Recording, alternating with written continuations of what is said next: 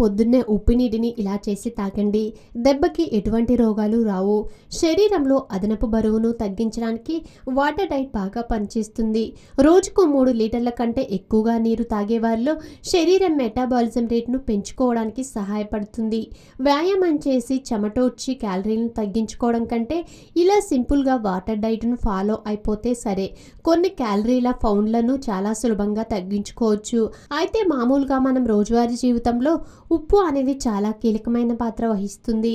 ఎందుకంటే ఉప్పు లేని కూర చప్పగుంటది కదా. అందుకే ఇది షడ్రుచుల్లో ఇది ఒకటి.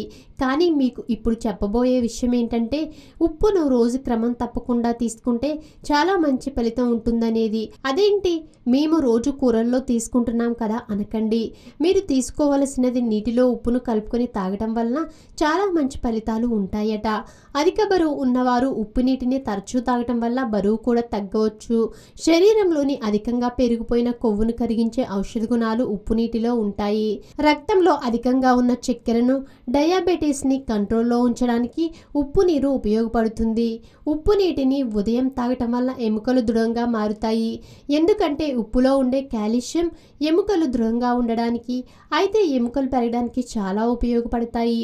మన శరీరాన్ని రక్షించుకోవడంలోనూ, చర్మం ఎల్లప్పుడూ మృదువుగా పరిశుభ్రంగా ఉండడానికి ఉప్పు చాలా బాగా ఉపయోగపడుతుంది. ఉప్పు నీటిని తాగటం వల్ల నిద్రలేమి సమస్యకు శరీరంలో ఏర్పడే ప్రమాదకరమైన ఒత్తిడి హార్మోన్లను నియంత్రిస్తుంది.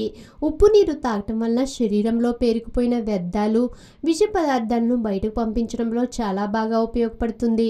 ఆధునిక జీవితం, అనారోగ్య సమస్యలు, ప్రతి ఒక్కరికి ఏదో ఒక తెలియని సమస్య. చిన్న చిన్న చిట్కాలతో మంచి ఆరోగ్యాన్ని మీ సొంతం చేసుకుందాం అనుకుంటున్నారా? ఇంకెందుకు ఆలస్యం, వెంటనే మా యోయో హెల్త్ ఛానల్ ని సబ్స్క్రైబ్ చేసుకోండి.